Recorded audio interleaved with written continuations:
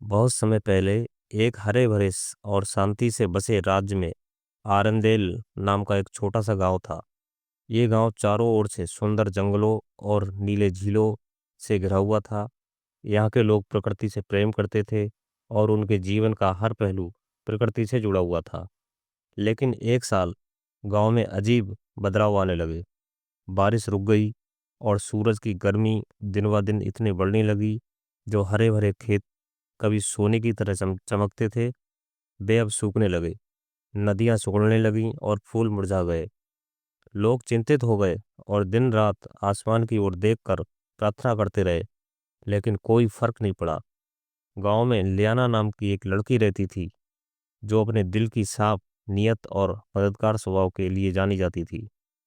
उसकी दादी उसे अक्सर जादुई कहानियां सुनाती थीं, जिनमें से एक कहानी खास थी, तारा पुष्प की कहानी।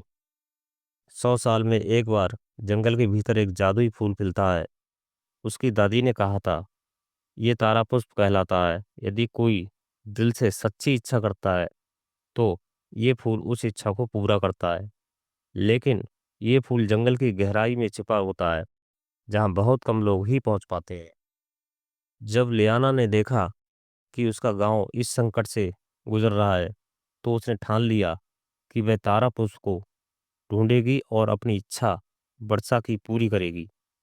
वह जानती थी कि ये उसकी जिम्मेदारी है और यदि उसे किसी भी कीमत पर इसे पाने का मौका मिलता है तो वह न कभी पीछे हटेगी।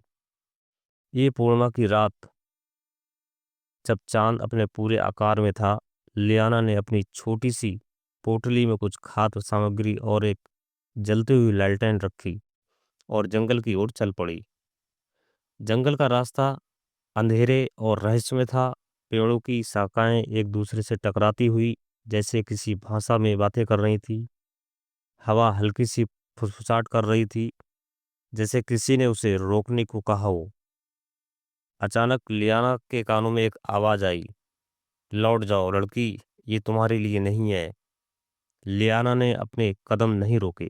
उसकी आंखों में साहस और दिल में विश्वास था। उसने अपनी लालटेन को और ऊपर किया और कहा, मुझे डर नहीं है, मुझे अपने गांव के लिए ये करना होगा। अचानक एक घना कांटों का झाड़ आ गया जो उसके रास्ते में था।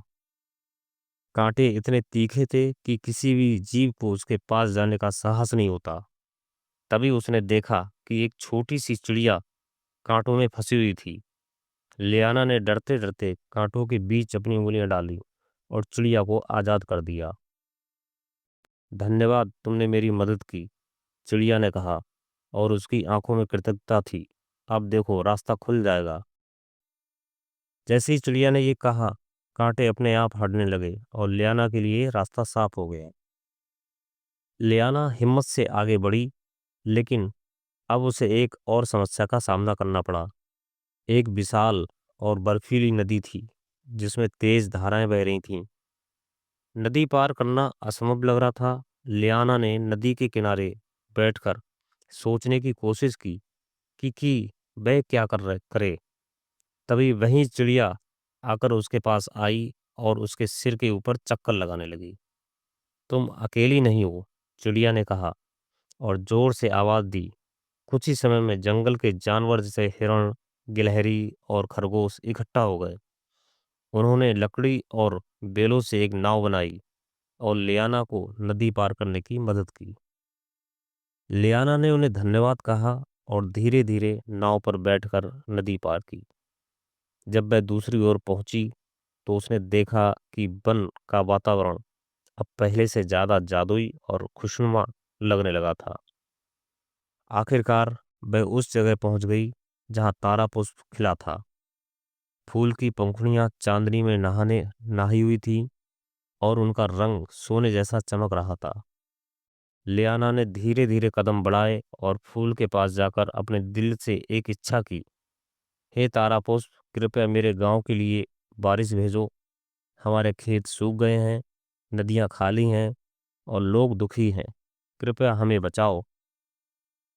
तारा पुष्प में एक हल्की सी चमक आई और फिर वह धीरे धीरे और चमकने लगा।